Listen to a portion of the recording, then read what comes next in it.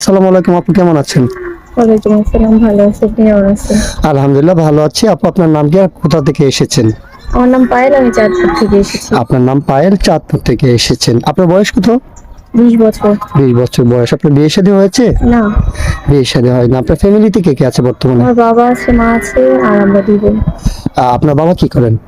বাবা কিছু করে না, বাসায় থাকে, বৃদ্ধ হয়ে গেছে। ও, বৃদ্ধ হয়ে গেছে মানে অসুস্থ, কাম কাজ করতে পারে না। না, ও আচ্ছা আচ্ছা, ঠিক আছে, বুঝতে পেরেছি। তাহলে তো আপনার আম্মু কাজ করে না?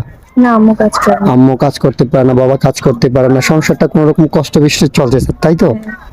আচ্ছা ঠিক আছে। আপনার আপনি বোন হিসেবে বড় না ছোট? আমি ছোট। আপনি ছোট। আপনার বড় বোনের বিয়ে হয়েছে? হয়েছে।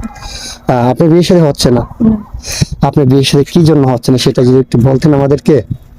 আমার বিয়ের সাথে হচ্ছে না কারণ আমরা অনেক গরিব, আর যারা ফ্যামিলি থেকে আসে তারা যৌতুক হিসেবে টাকা পয়সা চায়, সেটা। ও আচ্ছা আচ্ছা, যারা মনে করেন বিয়ে শাদীর জন্য আসে যৌতুকের টাকা পয়সার জন্য, পরে বিয়ে শাদী করতে চায় না। আচ্ছা ঠিক আছে পায়েল আপু, আমরা তো এই ভিডিওটা পাবলিক করব, দেশ থেকে প্রবাস থেকে শত শত ভাই আপনাকে বিয়ে শাদী করতে চাইবে। দেশি প্রবাসী অনেক ভাই ভিডিও পাবলিক করার পরে বলবে যে আপনাকে বিয়ে শাদী করতে চাই।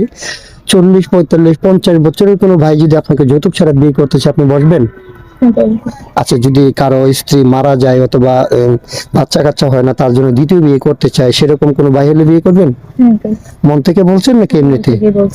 হ্যাঁ, পরে বলবেন না তো যে তোমার বয়স বেশি, আগে বুঝতে পারি না, আবেগে বলছিলাম, আর না তোমার সাথে আমার যায় না, এমন কিছু বলবেন না তো? না, বলবেন। আচ্ছা ঠিক আছে, আপনাকে অসংখ্য ধন্যবাদ।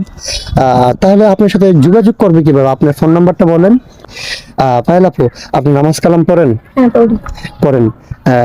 রান্না বান্না পারেন তো? হ্যাঁ, পারি। আচ্ছা, একটা কথা আমি আপনাকে বলবো, যদি কোনো ভাই আপনাকে বিয়ে শাদী করার পরে আপনাকে দেশে রেখে সে প্রবাস চলে যায়, যেমন তার বাবা মা বাড়িতে থাকে, বৃদ্ধ বাবা মা, তাদেরকে কি নিজের বাবা মার মতো দেখবেন? হুম। আচ্ছা আচ্ছা, ঠিক আছে, বুঝতে পেরেছি। তো আপনার জন্য আমাদের শুভকামনা থাকবে, আপনি যেন ইনশাল্লাহ সবসময় ভালোভাবে চলতে পারেন, ভালোভাবে থাকতে পারেন।